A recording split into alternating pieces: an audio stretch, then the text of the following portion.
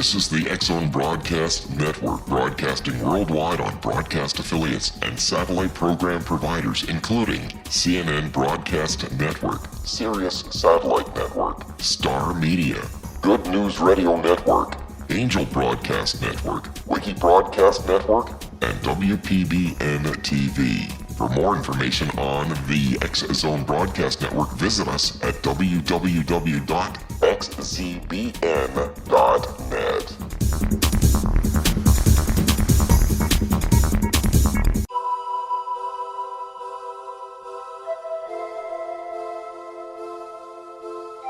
If you're a seeker, don't miss the inspiring book Shamanic Awakening, Between the Dark and the Daylight. This remarkable work chronicles shamanic counselor and indigenously trained dream decoder Sandra Cochran's 35 years of experience with diverse wisdom keepers throughout the Americas. Sandy's initiations across the British Isles, Turkey, Greece, and Egypt, combined with her knowledge of symbology, psychology, and myth, influence her dream blog and workshops. Sandy offers private readings, sacred international journeys, a meditative CD, and her book, Shamanic Awakening, to encourage you as you navigate your earth walk and create a deeper connection to yourself. Find this and more at her website, starwalkervisions.com.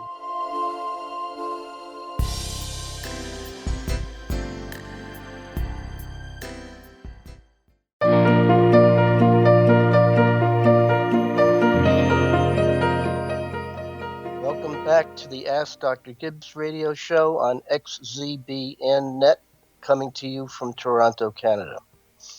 If you are new to my show, you should know that my aim is to explore in depth and breadth 5 of the topics that I am most interested in, which are in the news, they're very relevant, and they are all highly problematic. I believe that I offer approaches and solutions to each of these issues, which I believe are unique and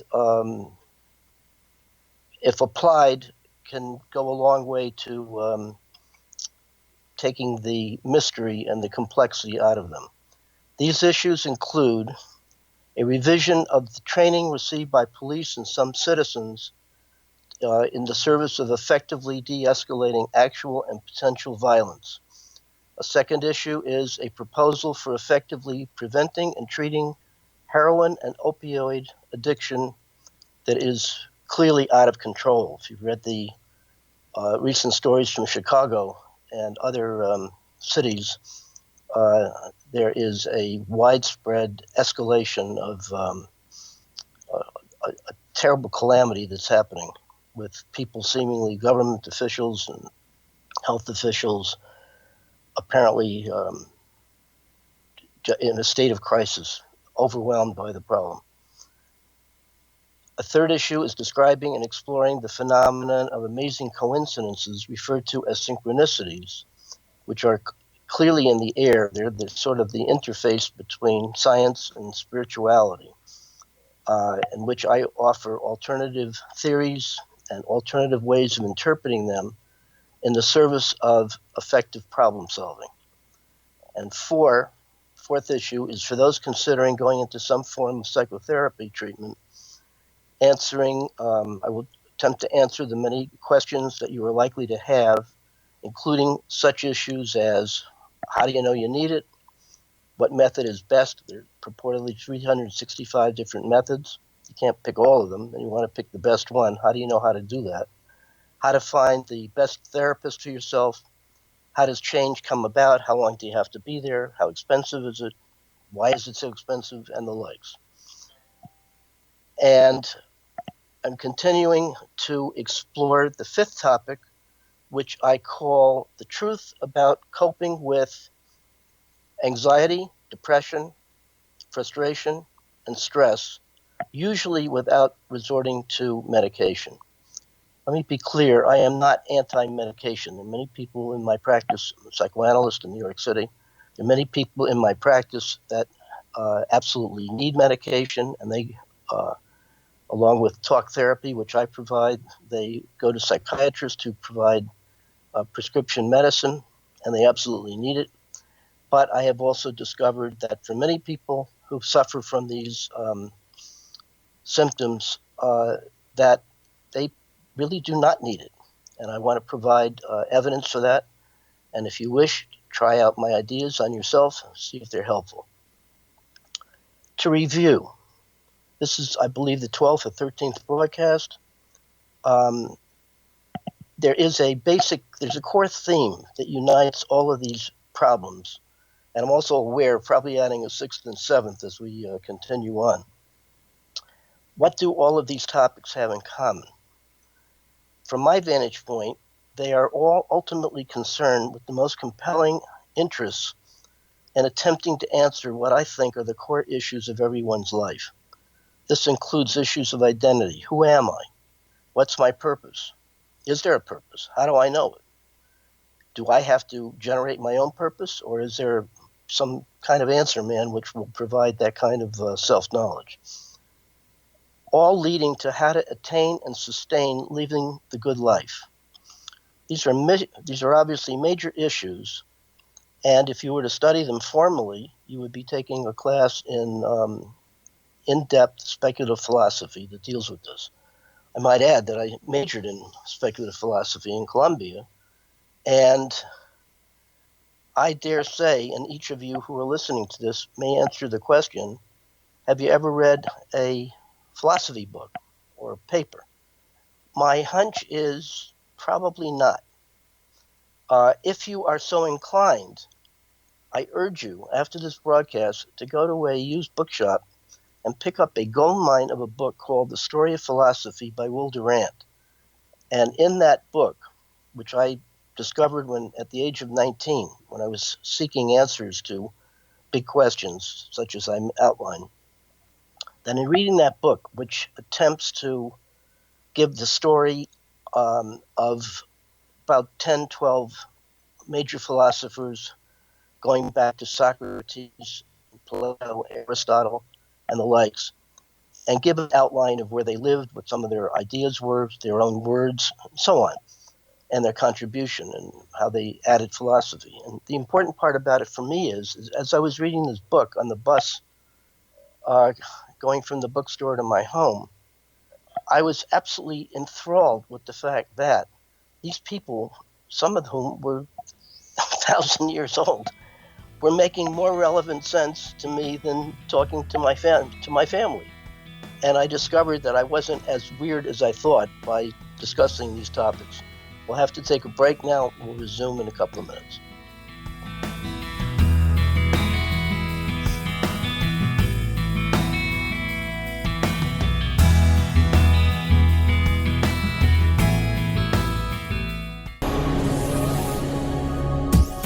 This is the X-Zone Broadcast Network, broadcasting worldwide on broadcast affiliates and satellite program providers, including CNN Broadcast Network, Sirius Satellite Network, Star Media, Good News Radio Network, Angel Broadcast Network, Wiki Broadcast Network, and WPBN TV. For more information on the X-Zone Broadcast Network, visit us at www.xzbn.net.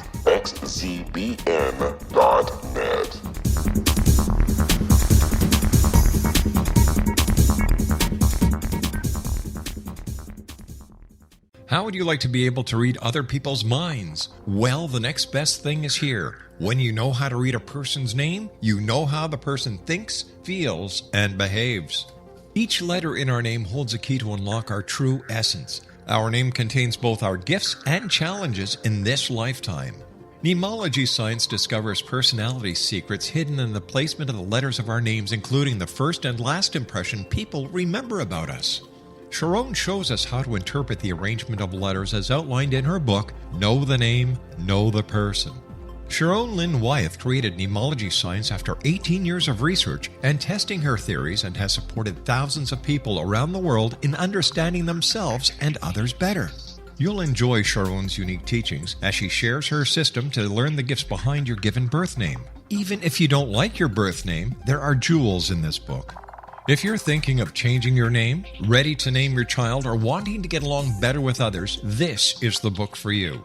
If you'd like to improve your relationships and change your life for the better, get the book today, Know the Name, Know the Person, or visit www.knowthename.com. That's www.knowthename.com.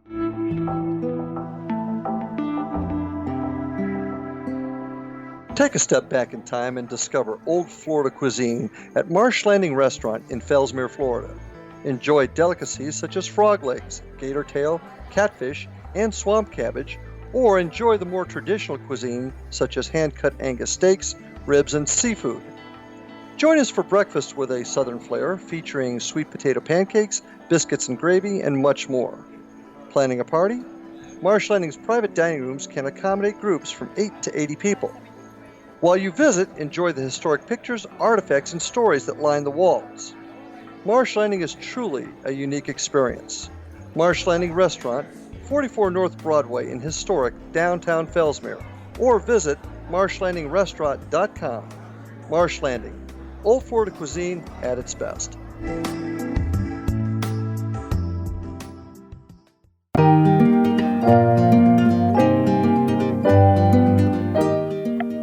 This is the Ask Dr. Gibbs show, second segment. To wax philosophically. I think the best source of trying to deal with this material is to ask each of you who are listening to really tune in to the words I'm speaking and exercises that I will be giving you intermittently. Really apply this to yourself. I think it'll really stretch you. And I believe that everybody at heart is a speculative philosopher if you are at all interested in what is going on in your life. It has been said that most people sort of drift through life fundamentally asleep. They never really ask these questions, because once you start to ask the questions, it's sort of as if you are taking the nails out of your own personal Pandora's box and really, in a way, you're looking for trouble, because there really is trouble, because we're all in this mystery together. And of course, some of us feel that we've already got the answer, and it might be religion, or you bought the propaganda of whatever, or you're ensconced in your job and your relationships, and you just simply react. Enough of this foolishness about asking these and trying to answer these speculative questions, which may or may not be accurate. Most of us just have a routine. You get up in the morning, and you're aware of your responsibilities. If you're over 21, you probably have a job and you have a family to support, and you don't think about the meaning of life. You just get up and brush your teeth and perhaps have a breakfast and travel and get to work and do your job, which you may or may not like, and then hopefully you do, and then you come home. And for most of us, you have approximately 4 hours of free time between Monday and Friday, assuming you work those days, to do what you would like to do aside from work. And Saturday and Sunday, you probably collapse and regain energy and strength to plow on. And in a way, you keep doing that until you die. And then after that, we're not really sure what happens. Or I'm not convinced that anybody really knows what happens. We just continue on in some form of consciousness and have a certain amount of energy, and you go to sleep and you wake up and you expend the energy, like get rid of gasoline, and then you have to go to sleep and regas, and you get the point. Now, in the midst of all of that, of just simply reacting to life as it grabs us, there are those who really are interested in those big questions. Like, what am I getting up for? Is it worth it?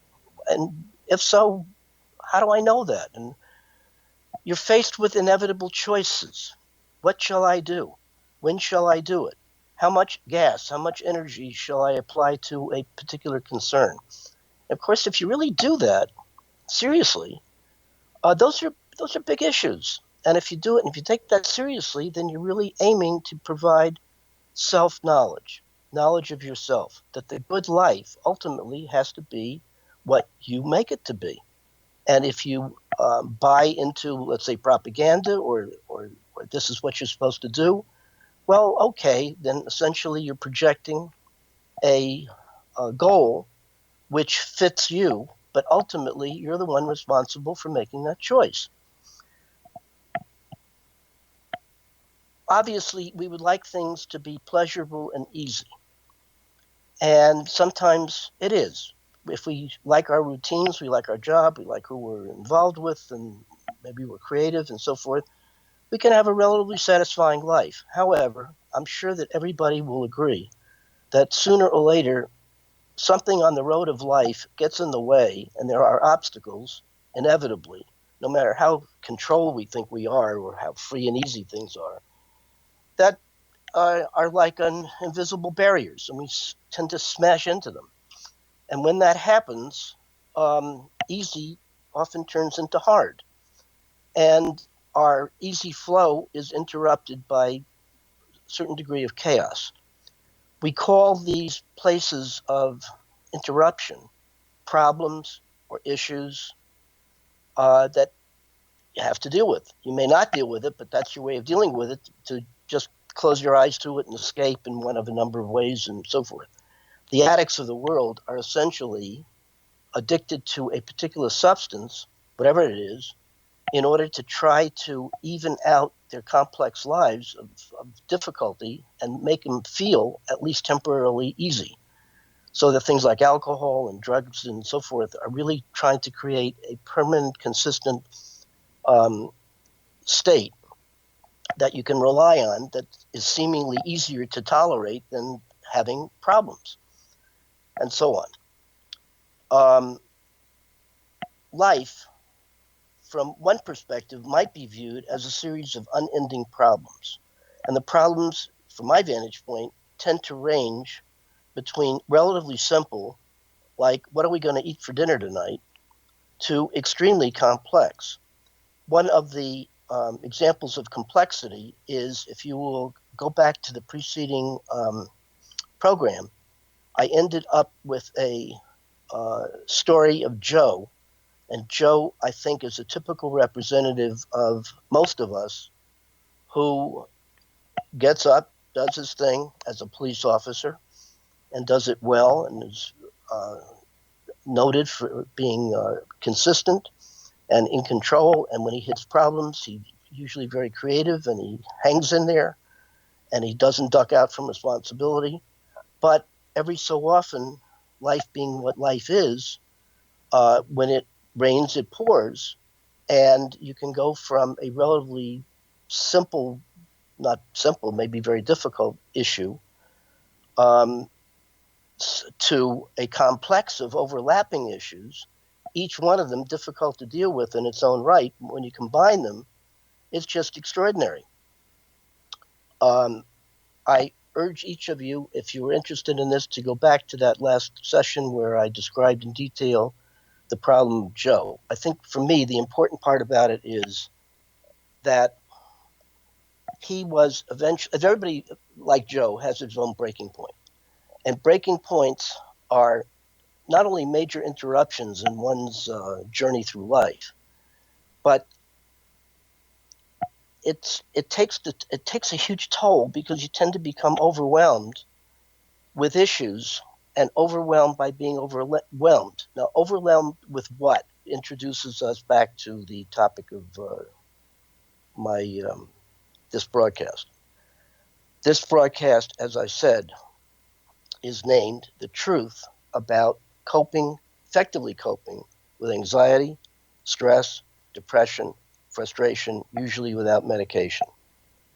Why those particular feelings?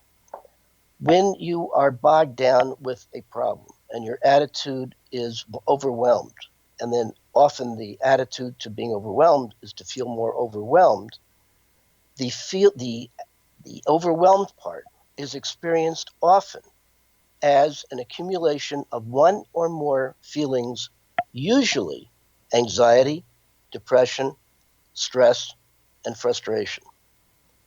I'm certain that each of you know exactly what I'm talking about. It is, if you're a halfway observant individual, there is no way where you can avoid the inevitable feelings that I've just outlined.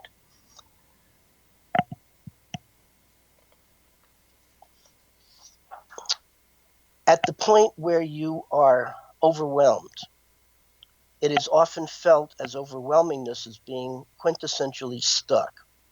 Let me give you an example of quintessential stuckness.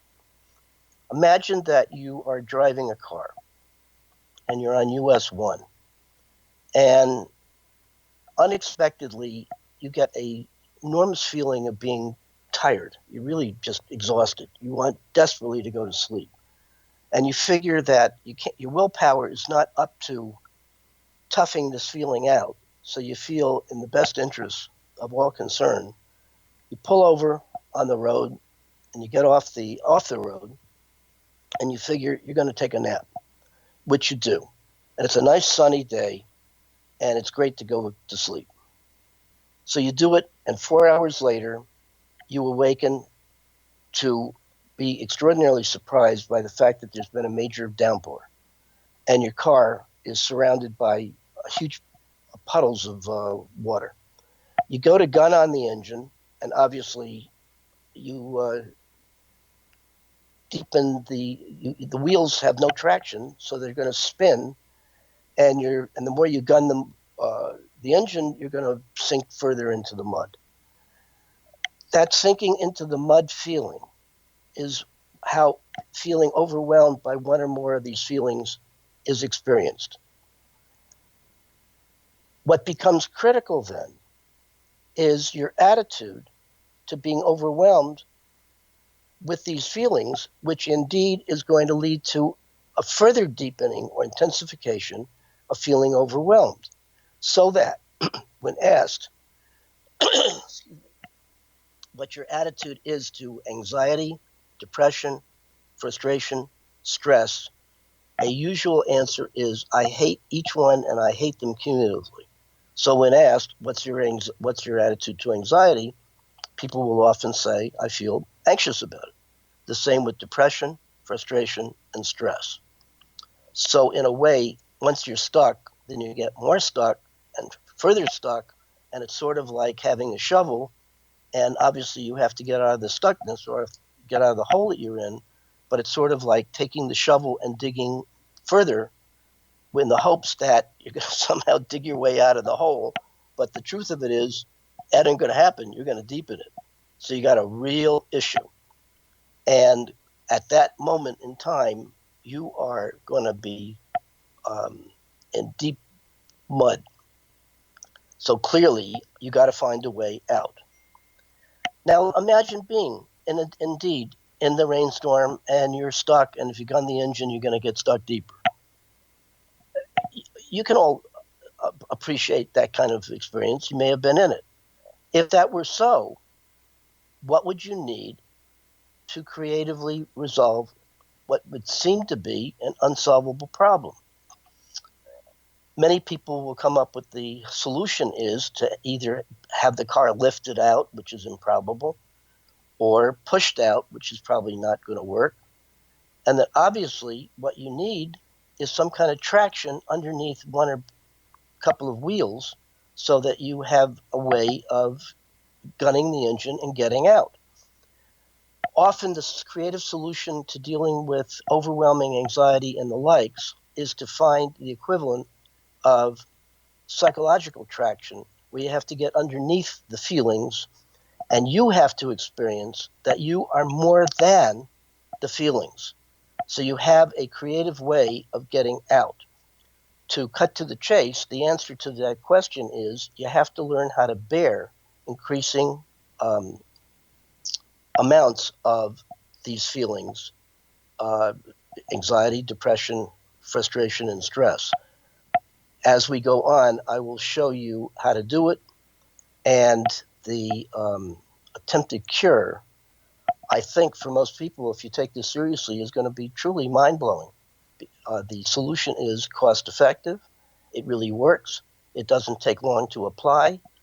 And as I ended up the last broadcast, I said that if the drug companies were to publicize the solution that I'm going to give you, I think that half the, maybe more, of the drugs that are needed would not be needed, and they would suffer enormous financial loss, so you know that the solution is never going to be adopted by them.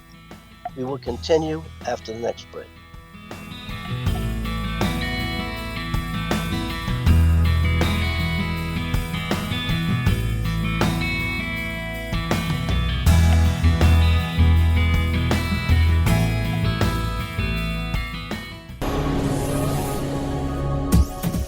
This is the X-Zone Broadcast Network, broadcasting worldwide on broadcast affiliates and satellite program providers, including CNN Broadcast Network, Sirius Satellite Network, Star Media, Good News Radio Network, Angel Broadcast Network, Wiki Broadcast Network, and WPBN TV. For more information on the X-Zone Broadcast Network, visit us at www.xzbn.net.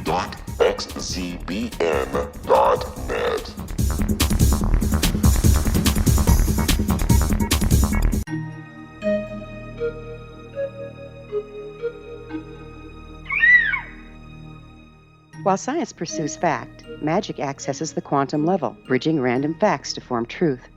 As long as science and magic remain separate and polarized, the truth cannot be known.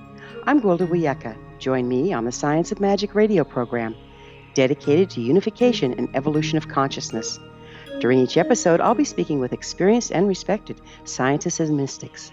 From astrologers to astronomers, from medical doctors to shaman, the scientific method to dowsing and intuition, we'll weave together information from seemingly divergent practices to promote unity and enlightenment.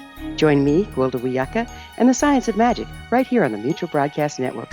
For more information, visit www.thescienceofmagic.net.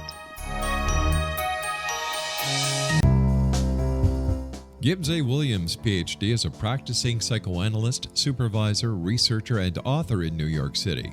Much of his life has been dedicated to understanding nature and the uses of meaningful coincidences or synchronicities.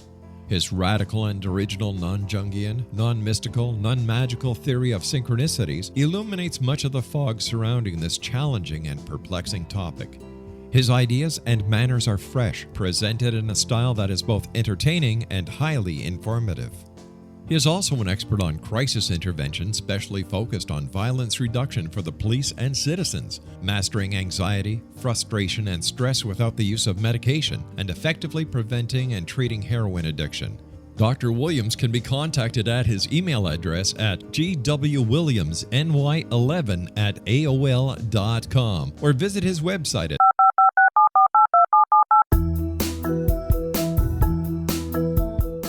Did you know that when you're on the road with limited data or Wi-Fi, you can still listen to the X-Zone Radio Show with Rob McConnell, The Science of Magic with Gwilda Wiyaka, X-1, Dimension X, Space Patrol, and every minute of the X-Zone Broadcast Network by calling 213-401-0080, courtesy of Audio Now. No smartphone, app, or internet needed. It saves your data plan and it's free if you have unlimited minutes. Call 213-401-0080 to listen on any phone, anytime, anywhere. Remember 213-401-0080 for the best of the paranormal, parapsychology, and sci-fi radio programming anywhere, 24/7, 365.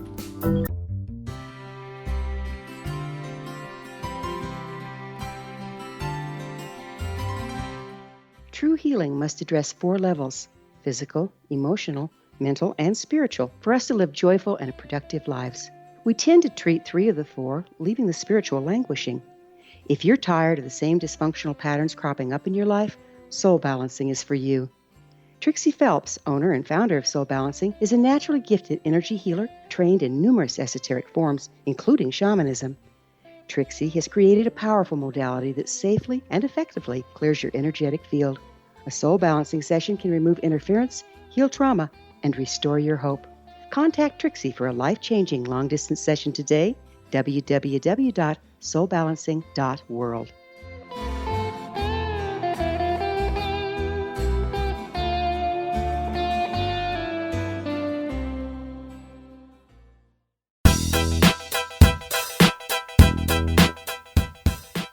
Welcome back to the Ask Dr. Gibbs show. This is the 3rd segment. I am a believer that the best place to do research, which is what I'm asking you to do, is to use yourself as a sample of one. In that view, I want you to imagine the following. To give you a sense of how stuckness feels and what to do about it, I'd like you to go back into your life and pick some of the worst experiences you've ever had. It doesn't matter whether it's early, middle, or yesterday morning. I want you to ask yourself, in identifying, let's say, the worst experience you ever had, ask yourself when it occurred, who were you with, when did it happen, and what were you most preoccupied with? You may be tempted to ask why, or what was it all about? You need not ask yourself that. It's too complex. You don't need it. Once you have located the particular trauma or terrible problem that seemed unresolvable in time and space, I want you to try to remember if you were in it then and you made a prediction of what your life was likely to be like 6 months after the onset of that indignity. What would it have been? Most people probably would say it would. My hunch is that I was in deep doo-doo, and that this might be it, and that I would be totally overwhelmed and couldn't imagine getting out of it. Then the crucial question is, if you go out for 6 months, what actually happened? What happened to the problem? What happened to the intensity of the problem? And the good news is, and there is good news, that whatever the degree of trauma that you suffered from the original issue, the bigger, most important observation is that 6 months later, if there was a 6 months that you could point to, was that you survived. And even if you had no therapy or no particular help, apparently you were able to cope in such a way that you were able to take what was overwhelming about one or more of these feelings, find a creative solution, if nothing else, other than to just simply give up and figure, all right, I just have to bear it, and hopefully I'll get through it. And the truth of it is that most people who are not in therapy and don't have able help manage. There is a cartoon that I like about a man with a flowing beard on a Denver mountain that's hollowed out, and there's streams of people coming with all their possessions, and they're going to enter this huge, big, cavernous place, and obviously it's like a rescue center. And on a placard, he says, look, folks, the end of the world is not occurring, so you got to learn how to cope. And that for most of us, that's what it is. It's like there are problems abounding. Read the Times, read the paper, look at what's happening. Look at the headlines this very day. There is a rampant feeling of anxiety and tension, and things are at a mess. There's never been more partisanship probably in our history than now. Things are polarized, not only in terms of the United States, all over the world. There's doubts about authority and people making sense. Everything's challenged. No one seems to be trustworthy. There's a crisis. There are multiple crises, and within the midst of them, an important fact about anxiety and crisis is that the feelings that you have are contagious. So that if, for example, you're around somebody who's extremely anxious and their minds are racing and they can't think straight and they're feeling helpless and such, if you identify with those feelings, often there's the sense of you're catching what they got, and you'll become anxious in the wake of their anxiety. A way out of that is that you have to make some kind of boundary between yourself and them, or a boundary between what's going on internally from what's going on externally. And you can be empathic and you can say, like a professional, gee, this person's in deep trouble. I have a sense of how they feel. It's terrible. But that's not happening to me. It's happening to them. This is why surgeons, for example, do not operate on their children. If they did, they would be too closely identified and they'd probably be shaky and lose their concentration. So that most surgeons are often referred to as being cruel to the point of even sadistic, which in a way is a good thing because they have to be truly professional. You don't need somebody to tell you, I stayed up all night worrying about you and I'm a little shaky, but I think I'll be okay because I had 4 drinks to calm myself down. That's not the kind of surgeon you want. You want the surgeon to be able to say, look, you're coming in tomorrow, things are under control, see you at 9 o'clock. You need them to be firm, take you by the hand, tell you you'll be fine, and have you come in, do the procedure, and get rid of it. I want to give you an example from my own life that played a life-defining influence in my becoming absorbed with this particular material. I felt liberated when I was able to leave my hometown and go to Columbia University, where I majored in philosophy. During that time, I had been aware of Plato's comment about the good life, in which he said, "An unexamined life is not worth living," but exposed to countless ideas, each of which impressed me deeply. I took what I learned extremely seriously, personally. And I found that when I read Plato, for example, he had the answer. And the next week I would read Aristotle's Ethics and believe he had the answer. Then the following week I read Spinoza's Ethics and he had the answer. And each one seemed to have the ultimate answer, but each one came at it from a different perspective. Taking those ideas and just living a life as I did, going out, socializing and having to study and do papers, and I realized that I was getting increasingly more confused. So I concluded that Plato probably has a good point. The unexamined life is not worth living, but I concluded for myself that the overly examined life is incapable of being lived, because I kind of got stuck, what I call information overload. I'm sure many of you know what I'm talking about, because I think that's the major malady of today's living. I became so upset by this feeling of not being in control or confusion. It propelled me into feeling increasingly less secure. Then a trigger event occurred one day as I'm in my dorm, thinking about this material and feeling confused, and confused about feeling confused. And I was looking out on Amsterdam Avenue through an open window from my dorm room and had a very weird and disturbing experience. And the weird and disturbing experience was that I thought I was observing external reality, what was going on Amsterdam Avenue, through a blurry piece of pane of glass, only to realize there was no blurry pane of glass. The window was wide open. Later on, I discovered that what I was experiencing was a very painful state called dissociation, in which what seemed to be real was not real. It was blurry. It was confusing. I think I had a panic attack, and that panic attack propelled me to call a friend who I talked with, and he said, you need to see a psychotherapist. Something's not right. This was in addition to other symptoms, like I was getting increasingly more depressed. I was feeling that the liberated feeling I had from having gotten free of my home was beginning to crouch me, and I realized early on that the geographical solution to my problems was not going to be possible anymore. And I discovered that, for about 6 months, if you go away from your issues, the novelty will be to some extent exciting, but sooner or later you take your baggage with you, and that's why the geographical solution doesn't work. If you have internal problems, you're going to have internal problems no matter where you are, sooner or later. And this is what became overwhelming. I went to therapy. I went for the first time 4 years, twice a week, and then I went for another different person 2 years, twice a week, all paid by me. I had no insurance.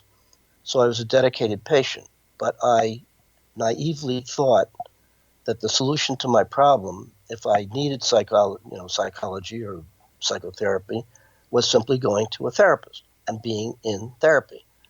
I learned, much to my surprise, that that's not the case. It isn't just going to a person who calls himself a psychotherapist. You have to find the right person in which you feel unconditionally accepted, and you feel that the person knows more than you do, that they're empathic, and they have the wisdom of having some sense of being able to objectify your subjective experience, and you have a very good, positive relationship with them. So in other words, it's not simply going into therapy. You got to go into therapy with the right person. I didn't know that. So I came out of my first therapy experience in a way feeling very similar to how I had gone into it. I had made some kind of gains for just simply having lived for a few years. And he was not, actually, he was a rather noted authority. And he did give me some important insights, which I used, and I think I did change. But I knew that the basic problem that I had was essentially untouched. I had a similar experience 2 years later with the second person I went. So that I concluded maybe I'm not right for this thing called psychotherapy, or maybe even I was deposited on the planet and I was really some weird alien that nobody could understand. Meanwhile, I pursued my studies and I got a master's degree in psychology. And then eventually I went for further education in pursuing a PhD.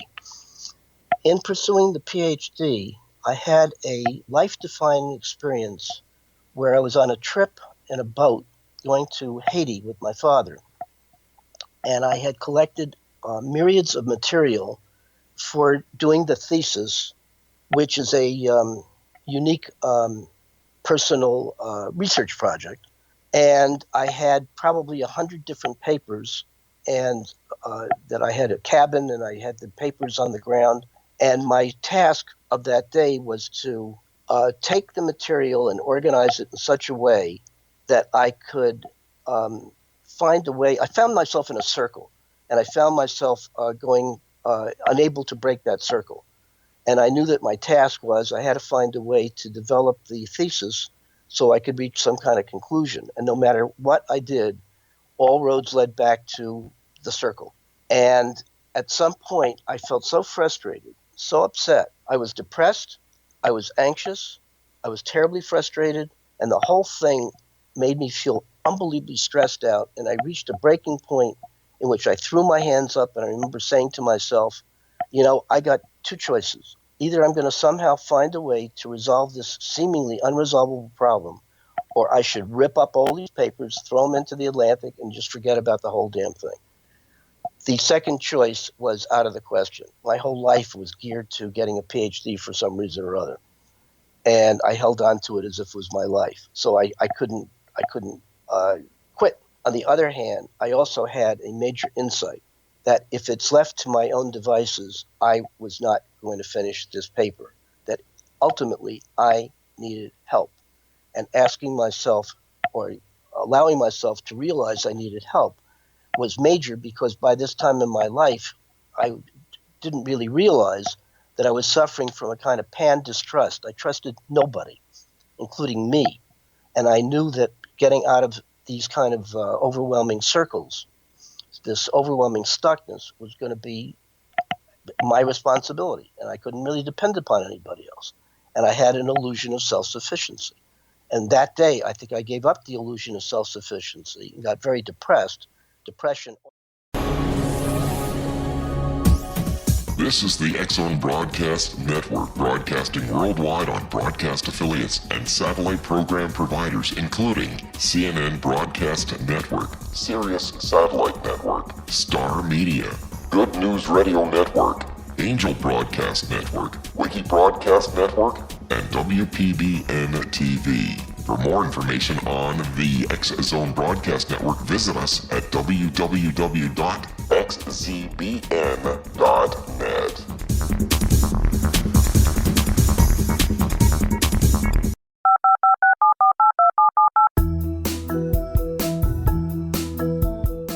Did you know that when you're on the road with limited data or Wi-Fi, you can still listen to the X-Zone Radio Show with Rob McConnell, The Science of Magic with Gwilda Wiyaka, X-1, Dimension X, Space Patrol, and every minute of the X-Zone Broadcast Network by calling 213-401-0080, courtesy of Audio Now.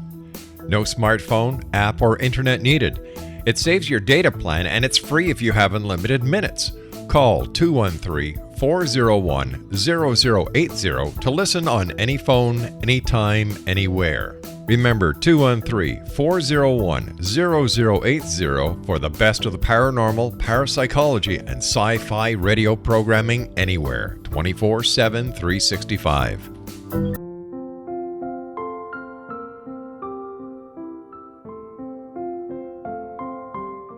I am Dr. Carl O'Helvey, founder, president of a new cancer foundation focusing on evidence-based physical, mental, and spiritual interventions, including natural cancer cures, prayer, meditation, affirmations, nutrition, and other related holistic cancer prevention and cure modalities. These are used in cancer education, research, and financing care. I ask for your help to continue this important work by donating at www.holisticcancerfoundation.com.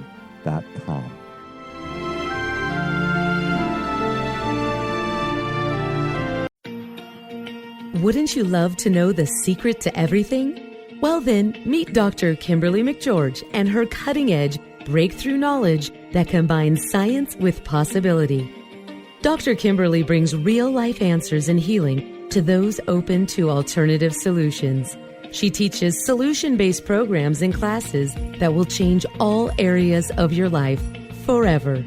Specializing in conscious creation, intuitive readings, and energy medicine, you can rapidly shift health, relationships, business, and money and abundance challenges quickly. Receive her best-selling book, Secret to Everything, at no cost by going to secrettoeverything.com/X-Zone. That's right, transformation can start now. Just go to secrettoeverything.com/X-Zone and receive Dr. Kimberly's book for free. Little children aren't the only ones afraid of the dark. Millions of soldiers return from war zones with PTSD, anger, frustration, fear, and loneliness, much of which surfaces during the darkness of the night. You have the chance to change the lives of these American heroes. Songs and Stories for Soldiers.us provides free MP3 players for these men and women. With a list of 3 million songs in 16 different styles, 100,000 audiobooks, and 30,000 old-time radio programs, every veteran can find something to soothe and comfort them at no cost. All our players contain an 8-hour audio program designed to help veterans fall asleep. With 1,500 plus vets now participating, it's our goal to deliver 10,000 audio players this year. Go to our website at songsandstoriesforsoldiers.us. Help us help a veteran make it through the night. You're listening to the X-Zone Broadcast Network, www.xzbn.net. Welcome back to the final section of Ask Dr. Gibbs show. I want to pick up where in the midst of accumulating a PhD, which eventually I did get, and becoming a psychotherapist, seeing patients, I realized that my symptoms were increasing and intensifying. Among them, that propelled me into a third attempt, which was a 11-year psychoanalysis 3 times a week, no insurance. I remember feeling hyper self-conscious. If I would just walk down, let's say, Fifth Avenue, I had the horrible experience of feeling that there was a person keeping notes and watching everything I said or did, even in my mind, and evaluating my consciousness. And I realized at the time, this is absurd. There is no biographer, evaluating me, and realized that what I was experiencing was feeling I was back home, where I felt hyper scrutinized by both my parents, and usually what they evaluated was I was failing life, or I was failing being me, which is one of the reasons why I wanted to leave my hometown and go to Columbia University, which I guess to some extent made matters somewhat better and somewhat worse. I had a seminal experience, along with the feeling of being hyper subconscious, which I think is what most people often feel that propels them into some kind of psychotherapy experience. Imagine walking on your road of life, and aperiodically on this walk, you do not see that there is an open manhole. So the cover is off, and there's just a hole which is unseen. And if you walk over it, you'll fall into it. And this will happen aperiodically. So you don't know it's there, you just know the results of it. You don't know the causes. And if you're in this hole, you feel as if you are entrapped, that somehow you got into the situation beyond your, you thought you were in control, and now you're not in control. And obviously the only thing you can do is just wither and die or find a way to climb out. Now, often I would climb out, but I got increasingly more scared that this was going to continue to happen, which it did. And when it did, I felt totally out of control. I felt helpless. I felt hopeless. I felt I was being attacked by forces that were both internal and external. Willpower had nothing to do with it and scared me half to death. It also propelled me to read Sigmund Freud. And in reading Freud, I realized instantly that I need a different kind of therapy experience. I need psychoanalysis. I need to go deep. I need to get underneath the material. So I searched for an analyst, and this time I had a sense of who I wanted to choose and what I needed to get. And upon the first introductory consult with Wittenberg, who turned out to be my analyst, I felt at home, which I had never felt in the 6 years I had been with the two other therapists. And I knew this was for me. And indeed it was. In the fifth session, I had a defining moment that I think is extremely relevant to the subject matter of effectively dealing with stress, frustration, depression, and anxiety. As we were talking, apropos of seemingly nothing, I felt my body start to shake. My mind started to race. I was literally sweating. I wanted to make a beeline out of the office. And I felt terrible. And he looked at me and he said, you don't look well. He said, what are you experiencing? And I described what was going on. He said, oh, you're having a panic attack. Now that became crucial to me. I had had multiple panic attacks, but I never had a label. I never had words like the Helen Keller thing, that she had felt water on her hand before, but never had a word to describe it, that what she was experiencing was water. And from there on, she made an important generalization that everything that she would feel would have a name.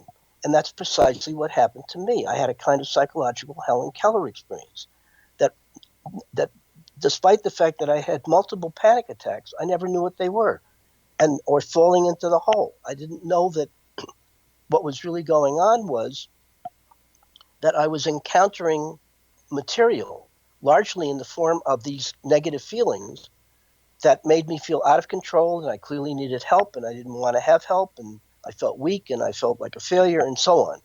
That really what I was experiencing was a difficulty in regulating my own self-esteem.